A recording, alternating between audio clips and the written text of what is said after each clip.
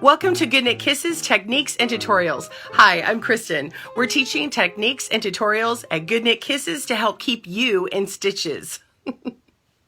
Today's clip is from a longer video, a longer tutorial that is a pattern. We are going to shorten it down for you today, so click on the link in the description below if you'd like more information or that full video tutorial. All right, let's begin. Today we're working on fixing the slip stitch tweed.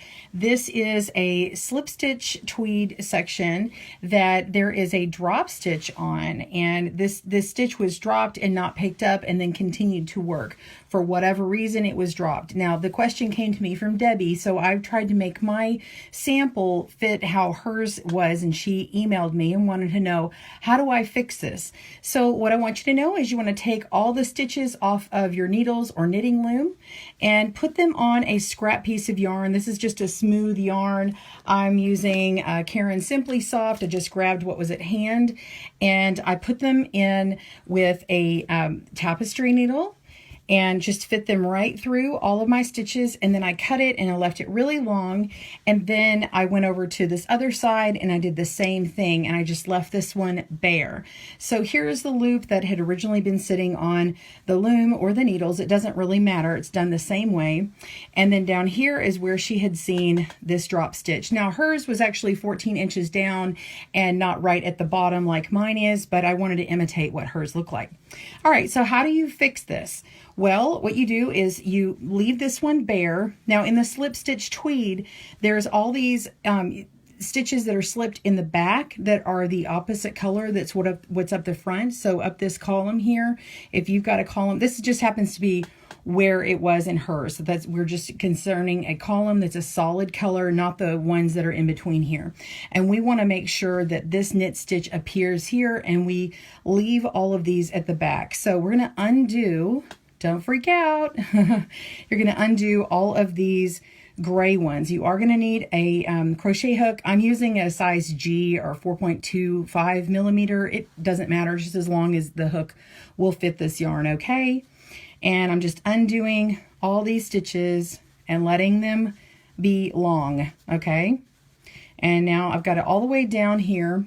And then this stitch here, you can actually stick a stitch marker in to keep it from unraveling down here, but in this particular yarn, it's not really going to do that. But you could put something here to hold that stitch in place. Okay, now that I've got down there, I want to insert my hook into this dropped stitch. And I want to find the next the next stitch to pick up. So I'm going to kind of hold this back here and see which one comes first. Is it this one or is it this one? And you have to be careful, and you may have to look on the back and find out which one is really the next one. So I just pull my work out and it reveals that this one is the one on bottom. So I'm going to take it and place it on my hook, and then I'm going to pull it through. Okay, and if you're not sure how to do it like that, you can also place it on here and then lift it up and over with your finger. So if you're not familiar with crochet, you can do that way. So now I've hooked up one. Now we go into the next one, which is very obvious which one it is, and we're just going to hook that one through. And now we're just climbing up this column here.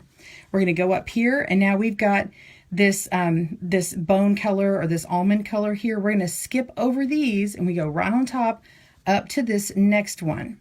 Going to grab that and hook that over. Okay, so now we're continuing the column, and now we're on our last one. Go to that and pull it through and up and over. And so now we have our stitch that can go back on our needles. So if you want to make sure that you've got it in there well before you start putting it back on your needles or your loom, go ahead and thread this in on one of these scrap pieces of yarn and place it in. Okay, and that's all you need. Put that back on and keep hooking and keep knitting, actually. All right, well, I hope that's helped you fix your slip stitch tweed. Thanks for joining me on Good Knit Kisses Technique Tutorials. Be sure to subscribe and also comment down below and tell me what techniques and stitches that you would like to see. Have a great day and happy knit and crochet.